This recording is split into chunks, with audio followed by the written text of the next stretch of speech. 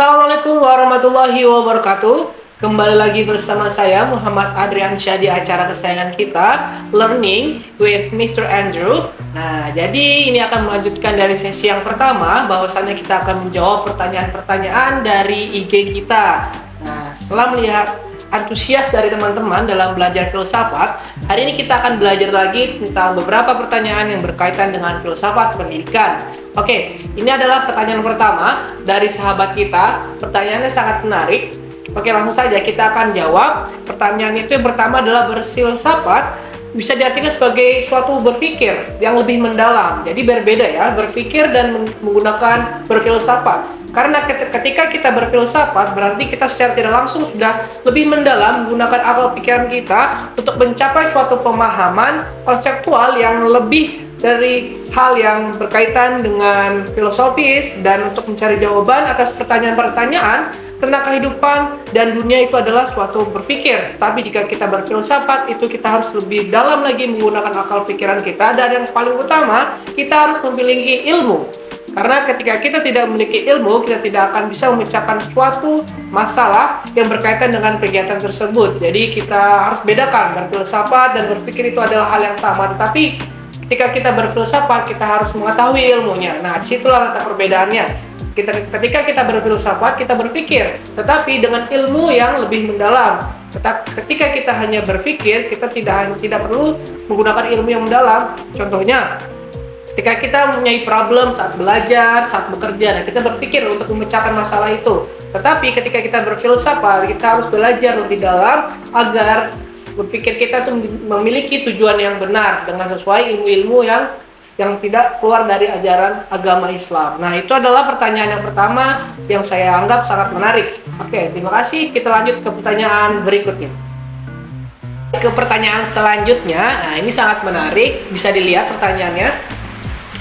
Oke, langsung saja kita jawab. Jadi, filsafat, pendidikan, dan manusia itu memiliki hubungan yang sangat erat. Kenapa saya katakan memiliki hubungan yang sangat erat? Yang pertama adalah filsafat sebagai disiplin ilmu yang mempelajari hakikat segala sesuatu yang pengetahuan tentang kebenaran menjadi dasar filosofi. Nah, jadi filsafat itu adalah suatu hakikat untuk mencari kebenaran dan menjadi landasan dalam berfilosofi. Dan selanjutnya adalah pendidikan. Pendidikan menjadi landasan utama dalam memahami tujuan dan proses dan hasil pendidikan. Nah, jadi dalam pendidikan ini kita bisa melihat apakah dalam pembelajaran dan proses itu sudah benar dan mendapatkan hasil yang diinginkan. Nah, selanjutnya adalah manusia. Secara tidak langsung, kenapa ini sangat berkaitan erat? Karena manusia adalah sebagai objek utama dalam proses pendidikan tersebut, memiliki peran yang sangat penting dalam mengembangkan dan penerapan teori filosofi tersebut. Jadi manusia itu adalah sebagai objek dalam penerapan, pengembangan, dan suatu teori yang telah kita pelajari. Dalam konteks ini, filosofi pendidikan menjadi sarana untuk memahami manusia, mengidentifikasi tujuan dan nilai-nilai pendidikan, serta merancang metode dan strategi pendidikan yang sesuai dengan kebutuhan manusia. Oleh karena itu, filsafat sebagai batu loncatan pendidikan dan digunakan sebagai sarana untuk mengarahkan tujuan pendidikan agar dapat memberikan manfaat bagi manusia. Nah, setelah ini kita dapat mengetahui bahwasannya pendidikan, filsafat, dan manusia adalah suatu hal yang berkesinambungan atau berkaitan satu sama lain. Jadi kita tidak bisa meninggalkan salah satunya. Lebih bagus kita mengkaitkan semuanya menjadi hal atau jadi satu kesatuan yang mendalam. Nah, jadi itu adalah jawaban yang dapat saya sampaikan dari pertanyaan kedua. Terima kasih. Oke, terima kasih masih tetap bersama kepada kita di sini. Jadi langsung saja kita akan membahas pertanyaan ketiga. Ini pertanyaan juga yang sangat menarik. Bisa kita lihat pertanyaannya. Oke, langsung saya akan menjawab pertanyaan tersebut. Jadi, rasional menurut para ahli filsafat itu adalah kegiatan penggunaan akal pikiran untuk mencari suatu kebenaran yang tidak keluar dari ajaran Al-Quran dan Al-Hadis. Nah, setelah kita tahu apa itu rasional, kita akan membahas apa sih pengertian dari filsafat pendidikan, terus apa sih latar belakang munculnya filsafat pendidikan, terus mengapa filsafat pendidikan harus dikaji, dan yang terakhir, apa saja ruang lingkup dari filsafat pendidikan. Oke, langsung saja yang pertama kita akan bahas tentang filsafat pendidikan. Nah, filsafat pendidikan adalah perpaduan antara pemikiran atau filsafat dan pendidikan Islam yang memiliki landasan dan prinsip yang sama untuk mencapai tujuan pendidikan Islam. dengan cara yang baik, rasional, dan diterima di hati nurani manusia. Filsafat pendidikan Islam meliputi aspek teoritis dan praktis dari pendidikan Islam yang berfungsi sebagai landasan untuk penyusunan kurikulum, baru ada metode pengajaran dan evaluasi pembelajaran. Nah, itu adalah pengertian dari filsafat pendidikan Islam. Nah, sekarang kita akan membahas tentang latar belakang. Kenapa sih munculnya filsafat pendidikan Islam?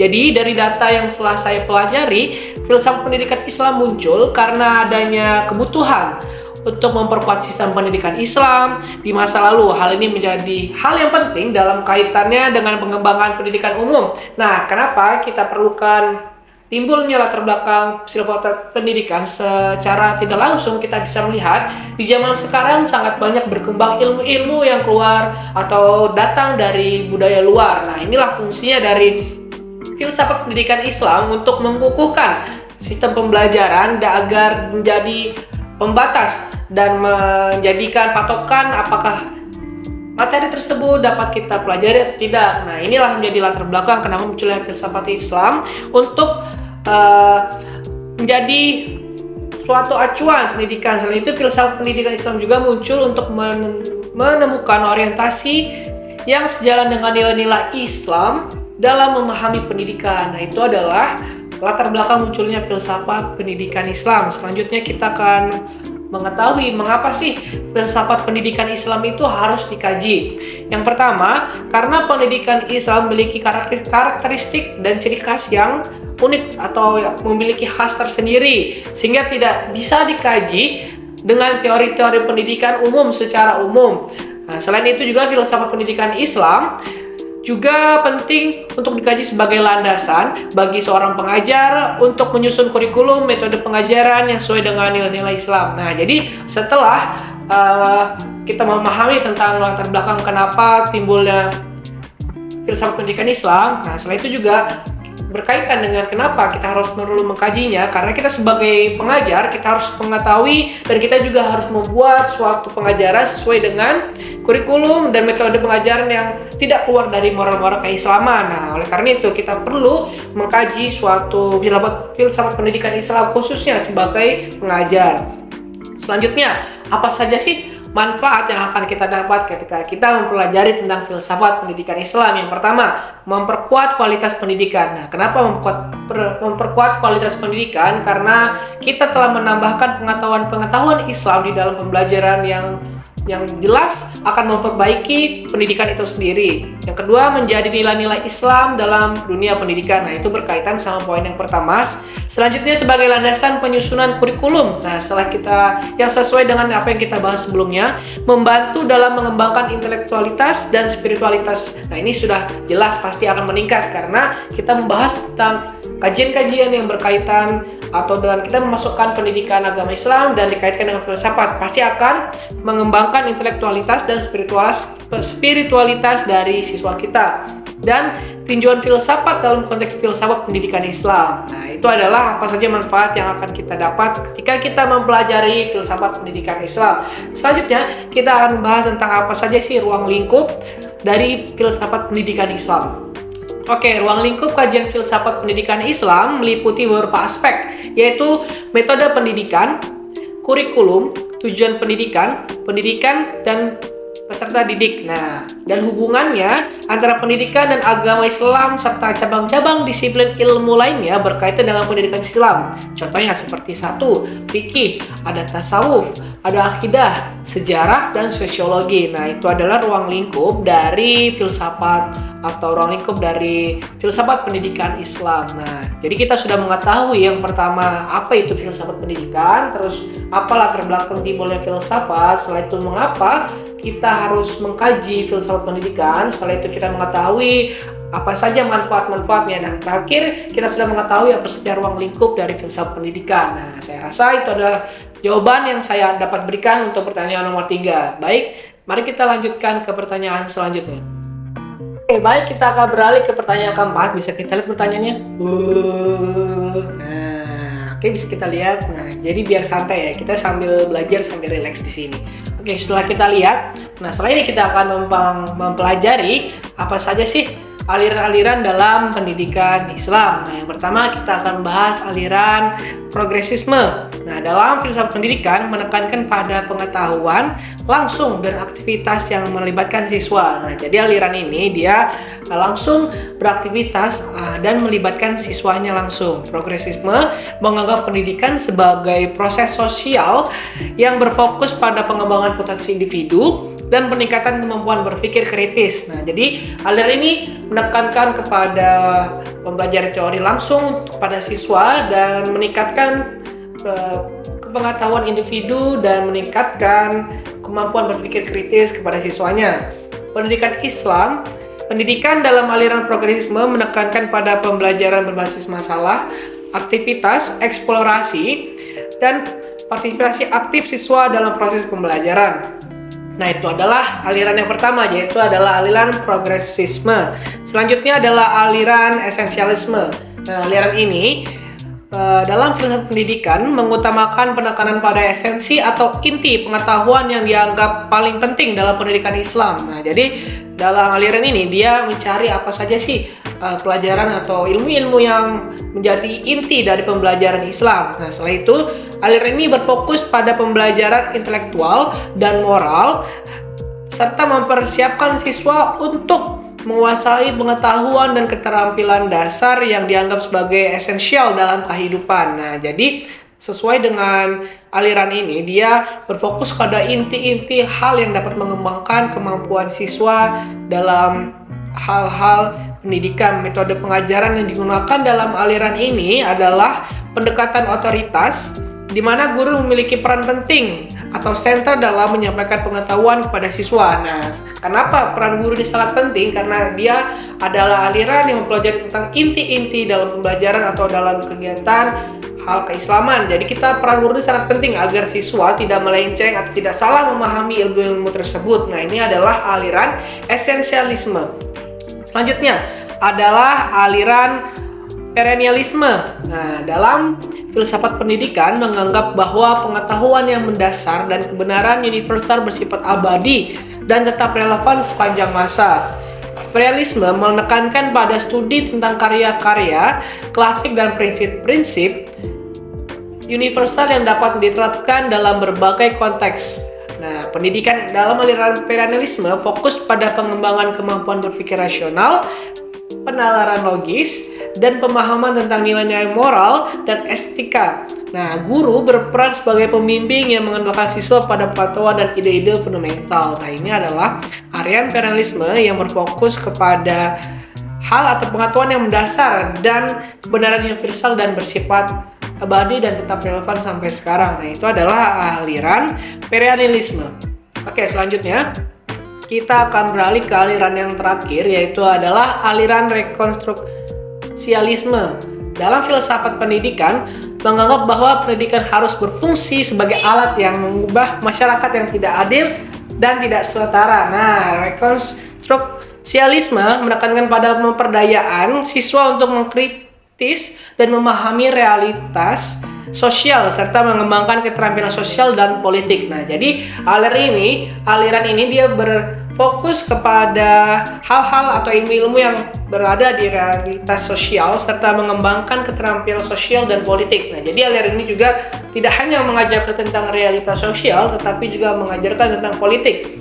Pendidikan dalam aliran rekonstruksialisme berfokus pada analisis struktural dan kontekstual serta mengupayakan perubahan sosial melalui pendidikan yang kritis dan transformasional. Guru berperan penting sebagai fasilitator yang mendorong siswa untuk berpikir kritis, menggali masalah sosial dan mencari solusi yang adil. Nah, jadi setelah dia mempelajari tentang ilmu-ilmu atau masalah-masalah yang ada di sosial, setelah itu peran guru adalah untuk membimbing siswanya agar dapat memecahkan masalah tersebut secara adil dan benar. Nah, itu adalah 4 aliran yang berada di pendidikan Islam. Oke, berikut jawaban yang dapat saya sampaikan. Baik, kita akan beralih ke pertanyaan selanjutnya. Baik, kita akan beralih ke pertanyaan yang kelima. Nah, kali ini kita akan membahas tentang tokoh pemikiran pendidikan dan apa saja sih karya-karyanya dan apa saja kontribusinya dalam pendidikan di Indonesia. Oke, yang pertama ada Al-Ghazali. Nah, Al-Ghazali merupakan cendekiawan muslim terkenal dari Persia. Karyanya yang terkenal adalah Ihya Ulumuddin. Nah, Al-Ghazali mengemukakan konsep pendidikan yang holistik yang mencakup pengembangan spiritual, moral, dan intelektual yang menekankan pentingnya penekanan pada akhlak yang baik serta pengetahuan agama dalam pendidikan. Nah, Al-Ghazali juga memperkenalkan metode pendidikan yang melibatkan interaksi antara guru dan murid serta penekanan pada pengembangan karakter yang kuat dan kesadaran diri dalam pendidikan. Nah, jadi dalam halnya pendidikan, Al-Ghazali mengemukakan bahwa peran guru sangat penting dalam terlibat untuk adanya interaksi antara guru dan murid. Nah, untuk penekanan pembentukan karakter, nah itu adalah yang pertama Al-Ghazali. Selanjutnya kita akan membahas tentang Hasyim Asy'ari. Adalah seorang ulama dan pemimpin Nahdlatul Ulama di Indonesia.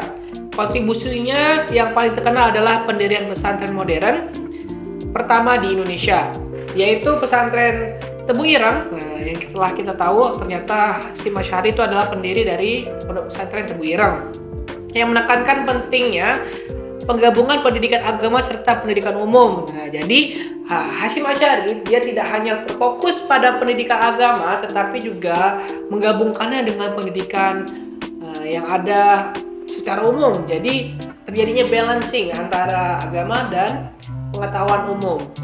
Nah, serta memperkenalkan metode pengajaran yang melibatkan interaksi antara guru dan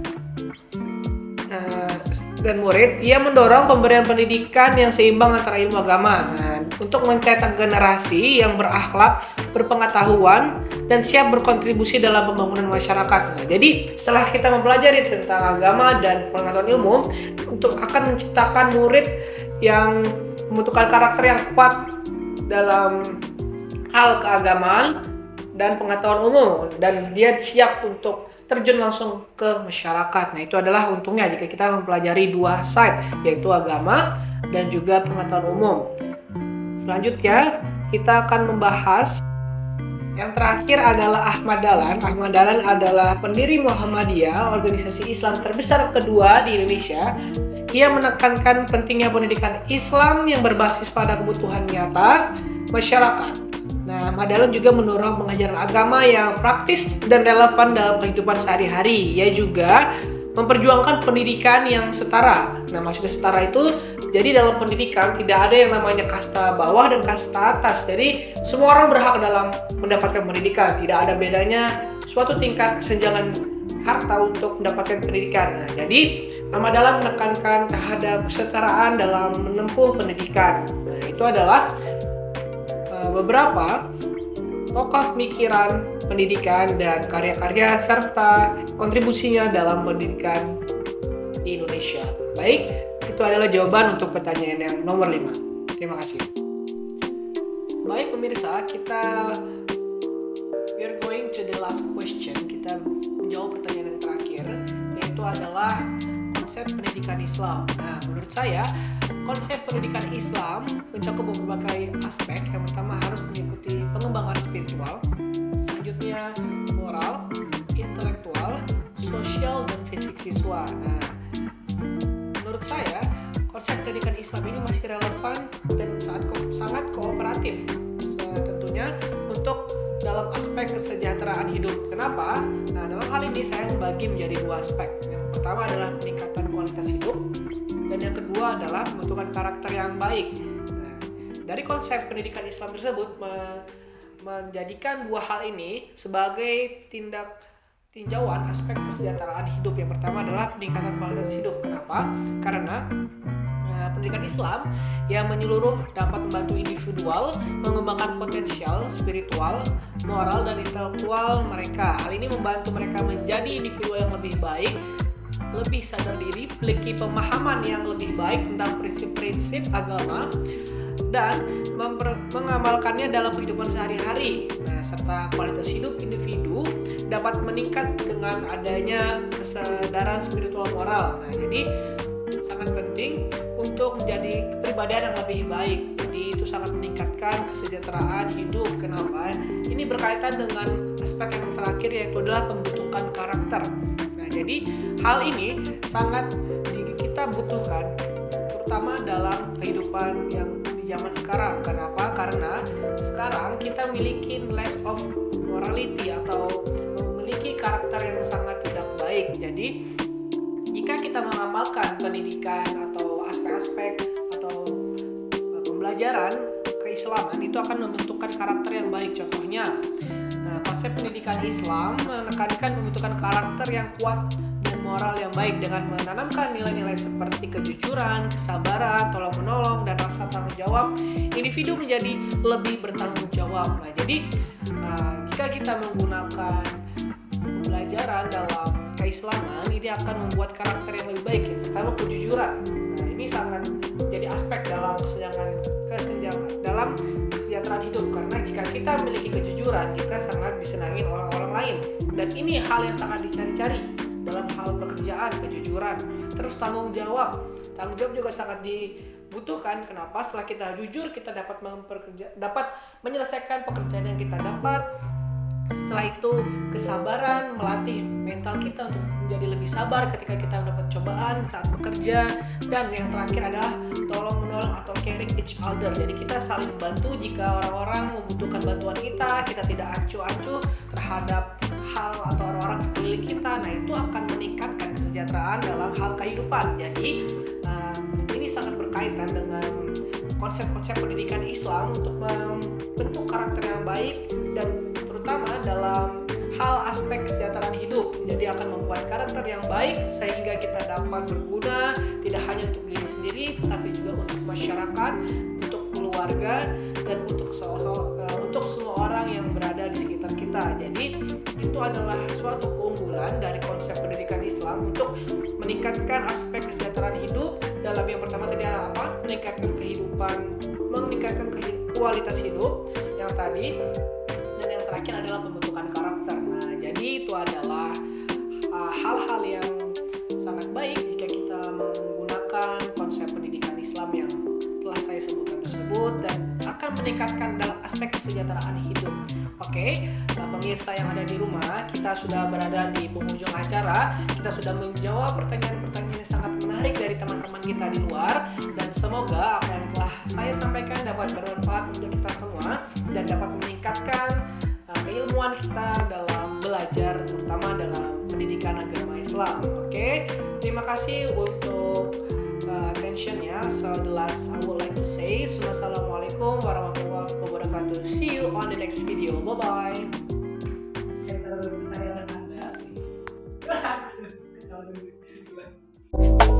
bye.